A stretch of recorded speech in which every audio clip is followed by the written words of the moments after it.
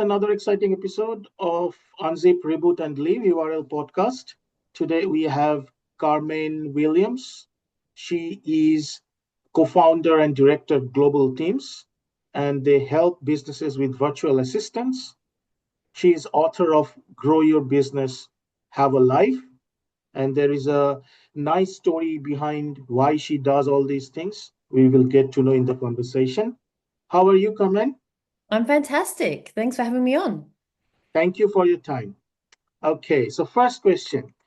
You started your business. Whoever does business, I just love it. Mm, And you started your business as a single mother. yes. Why and how? So, it's a bit of a story actually. So, my mum, when I was 30, my mum was diagnosed with a terminal illness. And it was really confronting. She was only 20 years older than me. And I just started living my life thinking, if I knew I was going to die in 20 years, what decision would I make now? And I just found that my decisions started to be braver than they would have been otherwise. And so I participated in a coaching course. I secured my first client at the pub. He paid up front for a year. I thought I was rich. This was alongside my other job. And I decided I was going to go into business. I thought it was going to be easy, which is obviously hilarious. And so I walked into work one day and like just something snapped in me. And I called up my director. She was on leave that day. And I said, hey, I've decided I'm going to leave. I could give my notice, but I like my mind is out of here. Could I leave today? And so I negotiated to leave at lunchtime. Single parent, two kids, mortgage. Everyone thought I was crazy. My brother was saying, just take your annual leave, Carmen, so you can go back. But I knew I didn't, I couldn't have an easy back. I needed to really have a go at making this work. And so that was the start of my journey. Excellent. So, like when I also started my business, everyone has some securities, some insecurities. Okay. For me, securities were I also have two kids, but Mm, securities were a little bit of cash in the bank, and my wife was working. Insecurities, I didn't bring my past life into my business. So mm, there's no clients, don't know how to support it, just fed up of working for someone. yeah. What were your securities and insecurities Yeah, when so I had a little bit of cash from my payout, like my long service leave and stuff, but not much, let's face it. Like things got real really quickly. yeah. Learned that apparently clients weren't just going to come to me magically. I was a bit deluded to think that in the first place. And I knew nothing. I didn't even know the difference between sales and marketing. Like I just was in a position of knowing nothing. I remember talking to my psychologist about how I was feeling anxious. Like my mum was dying. I was building a business in hospitals and and just realizing that this situation I put myself in, no wonder I was feeling anxious. Um, but I guess my first step out of that was to go, okay, well, I've learned what marketing is now. What's my one type of marketing I'm going to do that's going to have the biggest impact? I decided it was LinkedIn marketing. I did it completely by myself for 2 weeks. And then I'm like, actually, I think I might get support from a virtual assistant to do that so I can spend more time having phone calls. And within a couple of months of trying that, stuff started coming in. I got meetings with CEOs. I got a call one day from a director who I'd worked with in the past, who I hadn't been in communication with. And she said, there's a new director here, there's a problem, and I want you to solve it. And that was a $40,000 contract. So I started like getting myself out of the situation of going, oh my goodness, no one's coming to me. I've got no clients. So yeah. Nice. So how you got Maureen as your partner? You knew her for a long time? Yeah, so it's a good question. So Maureen and I actually met at a single parents group. We disagree on our first meeting. My recollection of it was at a camp in Phillip Island, and we sort of became loose friends. Like we saw each other at a single parents group and things like that. But when I started my business, we became closer friends because as you know, business people sort of connect with business people. We're all a little bit crazy, I think. And so we started just hanging around each other more and more. And so about a year into running my own business, um, we got together. I said to her, you have to do this LinkedIn marketing stuff. It's awesome. And we did some videos together and we just go, oh, we're funny. We should be in business. And so we had no business model, no plan, no nothing, and just decided to go into business together. So yeah. Sweet. So as you already said, like you got your first client through that $40,000 one through a pub, but that is like, was it a one-off or it just keep going and going and going? Yeah, so my first client was before I even started my business. I'll tell you that story. I was doing the coaching course and we'd learnt how to do like the session one, what they call like the session one discussion. Anyway, and so I met this my colleague and I went to practice our coaching skills that we just learned that day at the pub opposite. And this guy came up to me and he goes, we're running a speed networking session here in this room, so you're probably going to have to move on, or you can join us. I'm like, sure, I'll join you.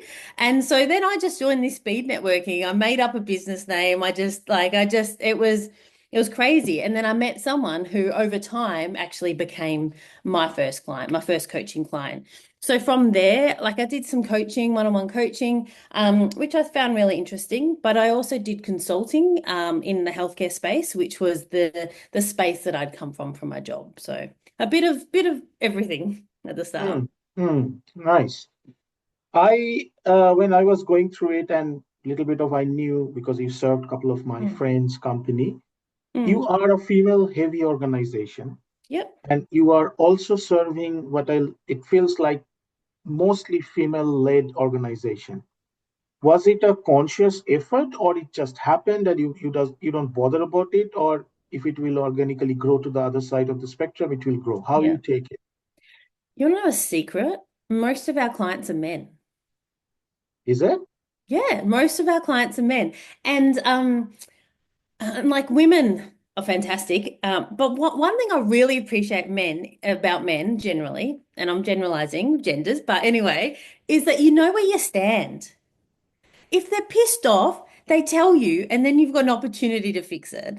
And so we actually really enjoy working with men, and also we do work with some really strong and powerful women as well. About two-thirds of our virtual assistants are women. So, like you said, there are a lot of women in our organization. But I think yeah, I enjoy working with both genders. But like men, I just find are often just clearer. Like you just know where you stand. That's what I Right. really enjoy. Yeah. Funny thing is, yesterday I was talking to one of my friends, Mm. and in some, because I like a little bit of psychological stuff. Yeah. So in the discussion, it came out that I read somewhere that, lesbian relationship, it's getting more and more complicated, where gay men relationship, they're like men are just handling it like a man. Mm. I used to like you. I don't like you now. Avoid it. Yeah. Go. And women, they keep on whatever. They're not reaching any conclusion or solid solution. They just keep Mm. going and going and going. So it's Yeah. funny. It's Yeah. very And interesting. obviously we're generalizing, and I know we're going to talk I about know. cultures as well. So everything is like there's exceptions to the rule. But yeah, Yes, I really always. love our male clients, and we've got more male clients than female clients. So. Okay. All right. Mm. So what type of businesses normally you help and Yeah. like why? So it's really interesting. We work with all different clients. So we are just talking about how you connected to Thai. So membership organizations. We help clients who we've got a lot of NDIS clients, car dealerships, coaches, consultants, all sorts of types of people. I guess the key thing about all of our clients is that like they know a virtual assistant can be really helpful, but they want support to work with the virtual assistant, like that ongoing communication and support with that relationship, because they know that that can mean the difference between being successful and not. So yeah. Okay. So like size of the businesses doesn't matter or the type of businesses doesn't matter. It's just on that sweet spot who wants to Yeah, scale so or the size, look, we do have some solopreneurs. I've got a little bit of a soft spot for them because that's where I started. I started solo, getting my first virtual assistant, and so I got a bit of a soft spot for that. But Like, to be honest, for us, it's the larger businesses that are really the huge opportunity for us because, like, we've got one client, they've now got 10 virtual assistants with us. And so we're able to help them grow and build a team and support them to make sure the dynamics within their team are working really well as well. So that's a really interesting space. Okay, nice. You always talk about delegation, and Mm, which anyway you have to do, you are doing it. And with my 10 years of business journey, I realized that it's a skill many don't have. yeah, yeah. And I'll tell you what, I didn't have the skill either.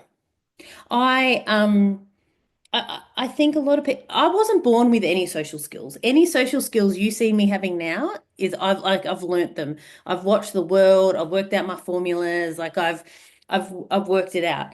And I also was unable to delegate at the start. But what I realized was if I didn't delegate, I I wouldn't be able to have the vertical learning curve that I am always on the hunt for. Like that's what gets me excited, that growth, that learning. And if I was back doing the doing day in and day out, I couldn't go and work on the bright and shiny things. And so for me, it was that was the only option to learn how to delegate. And so I really believe that anyone out there who says I can't delegate or I'm not a good delegator, if they're motivated, they can learn how to delegate. It's like going to the gym and building muscles and like you might not be strong at the start, but if you get the right training, the right support, and you just keep on showing up, you will get stronger. And so I think there's so much to delegation. It's like a science and an art form. And so that's why when people come to us, we support them with the delegation because there's no one size fits all. How you delegate your task might be different to how I delegate my task, depending on our team member. And like there's so much to it. And so we love to work with people to go, okay, how can we make it work for you guys? And how can we make it for you, work for you guys? And although there's some fundamental principles, like it's like a relationship. Like you're talking about relationships before, each relationship might look different, but if it's working, that's the outcome that we want. Mm. So couple of like important things you Mm. can talk about in delegation.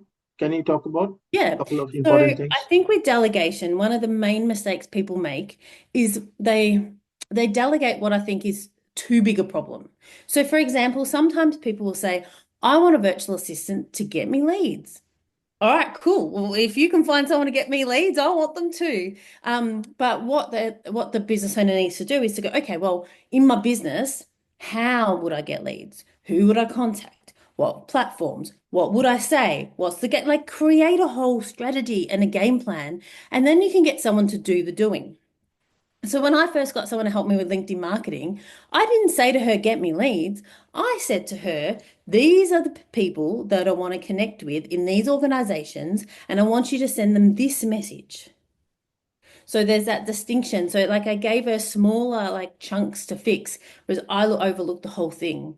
So I think that's one principle. You need to, I think, as a business owner, get your hands a little bit dirty at the start, work out what needs to be done, and then ask someone to do it for you. That means from my business experience, what I'm hearing is we know the bigger problem, then we need Mm. someone to discuss and kind of make it like a smaller bites to eat. Yes. And Yeah. that particular task you are doing it, and Mm. the little bites are going to those people who are actually working. Yeah, sure. And like my team, my internal team have now been with me for most of them 6 years. So I can give them bigger chunks than what I used to at the start. And so it changes over time and they can predict how what I'm going to be thinking because we've worked together for so long. Um, Mhm. so it develops over time. But at the start, I'm not going to just chuck them this big thing and they're floundering and then the business owner goes, that's not giving me results. Okay. And another thing is when you are working with a lot of people is communication. Okay. Mm, And we Asians are not very good, or like you guys at least, seeing things and yeah. expressing things and whatever. So how you manage the lines, because after living 20 years in this country, sometimes we also don't understand what's right, what's not. Yeah. So how you manage the lines like rude, professional, transactional, empathetic, pushy, Yeah. all these subtle things. How you manage I that? think this is a really interesting thing because I I've traveled, but I've only ever lived in Australia. So when I started working with people in the Philippines, and now I also work with people in South Africa, which is a whole other ball game. I once again didn't know what I was doing and needed to learn the way. And so at the start, I used to I'd say to my business partner, I need to say this to this person, but I don't know how to do it. And then my business partner would turn to me and go, Carmen, they're a person just like you. And I'm like, oh, like I think I was overemphasizing the cultural differences at the start. I was hesitant to like share what I needed to say because I'm like, how's it going to be received? And so I think what I started doing is going, okay, how do I work with this person? And how do I work with this person? They both might be in the same country, but like you adjust your approach depending on your team member's personality as well. But I've got a secret weapon as well. So we have what we call a love team. They're based in the Philippines, and their entire role is to love the virtual assistants. And so they go in and have a chat to the virtual assistants and go, all right, this is what Carmen means when she says this. When your business owner says they want you to share ideas, they actually really mean it. Like they don't think that you're going to show them up by sharing ideas. Like these Australians, they really want it. And so I've got this team that helps translate between what the business owner is saying and the virtual assistant's perception. In fact, we've even got training that my love team did, which is the 7 weird things about Australians. So, to help explain to the virtual assistants how Australian business owners are thinking, and then often in our support to the business owners, we're often saying, this is what your virtual assistant's probably thinking. So, just understanding where each other's coming from gets you 90% of the way. So there is a lot of work gone into that piece. Yeah, yeah. Yeah. And it's a continuous thing. And then, in the last couple of years, we've chucked in South African team members into the mix. And that's a whole other thing. Like they have no problems with conflict. In fact, sometimes they're too feisty. And then if you get a South African and Philippine, I actually find it quite fun learning about these different cultural differences and learning how to optimize so that you get the team performance overall. So, Right. yeah. Right. And you touch one thing, which is conflict in business. Hmm. And I mean, being an Asian, I feel like we are not very good in that. At Hmm. least we don't know how to properly articulate the problem. Many of us going through the same problem. So, and Western people in general, they are much better at it. So, what about the other countries? Well, like how you handle those conflict in business or in within your employees, the relationships and stuff, and how you like resolve Yeah. them. So, like one of the things that sometimes our Filipino team members will report to our Filipino love team is I'm feeling overwhelmed. And so, as an Australian business owner, I'm like, oh, cool, just tell your business owner that and get help prioritizing. Like it seems so simple to me, but I know that when you're in the problem, it can be really difficult. And so our love team will have a chat with them and go, okay, cool. These are the words you can write to your business owner. These are the questions you can ask. And so it's like, I don't know, like, sometimes I don't know if you've done online dating at any point recently, but like sometimes when you're online dating, I'm like, I don't know what to write. And like, because I'm just so personal in it. And so our love team can actually say, these are the words you say to your business owner. And then sometimes, we come in, so the client love team will come in and call the business owner and go, hey, we need to have a chat. Your Right, virtual assistant's feeling a little bit overwhelmed. Let's work through that. And so there's this whole support team around them to facilitate those conversations. Now, ideally, we want to get them to a place where they can have frank conversations face to face. But if there's a bit of a gap in that, then we can fill that. right, right. Okay, okay. So, because you are in business for a long time and you've gone through all these things, what advice you would like to give to the new entrepreneurs? Yeah. I think, First, who is thinking about being into this game? yeah, I just think, well done for being brave. I think business is, you've joined a you've joined a club that is thrilling and scary at the same time. And I think, anyone who's an entrepreneur is so unique. And for me, what was really important was to find my peeps. The I don't know if you found this, but the people with jobs sort of didn't get everything that we go through and the ups and downs. And so I really had to find my people. And so I think that's something to consider for someone who's new in this space because that's really supported me along the way. Mm. And how long do you think that enough is enough, or is it just a personal thing? I mean, for me, because like after 2 years, when things are not going the way I wanted, I was kind of fed up, wanted to get into a job. But the moment I went into a couple of interviews in the same question, same tone, which I hated, I couldn't take, I couldn't get or take any other job. So I'm keep Yeah. on doing what I'm doing. So Yeah. is there really any stop sign or? Look, I have known some business owners who've really struggled with their business and gone to get a job and not hated it. But I'm a bit like you. I think I've made myself unemployable. Like, I I think if am. I ever was in a position to have a job, I would need a lot of autonomy so that I could really fly. Um, yeah, and so like for the first few years, I was looking at job ads and stuff because it was pretty bloody scary and it seemed safer to go back to a job.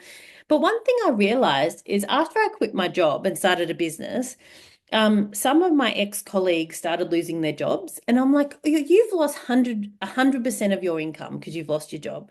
I can lose a client or a few clients, but I'm not going to lose 100% of my income." And so that, like, I'm like, actually, maybe this is safer. And even if this business doesn't work, I now know so much about business, I could start another one. And so I started to actually feel safer in a business than in a job. Wow. Wow. We are almost in the last phase of our conversation. So the last question maybe I can ask you is, let's say someone already in the business, and what you will tell to those entrepreneurs who are doubting their ability to either lead or scale. Yeah. I think it just comes down to what's the most important thing to you. So, if you, like for me, it was chasing the bright and shiny thing. So, therefore, I needed to learn how to delegate. But for some people, it might be, I want to free myself up to spend more time with your kids. And the thing is, we're capable of almost anything. Like, if you want it bad enough, you're capable of almost anything. You don't have to grow things to be you know, a worthwhile human being. Sometimes I look at my ex-sister-in-law and she's just satisfied looking after the house and the kids and the garden. And I think, oh, that would be a nice life. Just like being satisfied with like maintaining and looking after people. But that's not me. And so you need to work out what's important to you. And like I'm also kind of agreeing with you fully because in my 10 years of business journey, it's more about the self-reflection, Mm, more about what I really can do, want to do, like to do, yeah. or on the other side, don't want to Yeah. do, don't like to do, and stuff like that. Okay, nice. Okay, Yeah. so on that, as you know, if you want to live your life in your own terms, this is the right place for you. This is URL Podcast. Thank you, Carmen, for your time.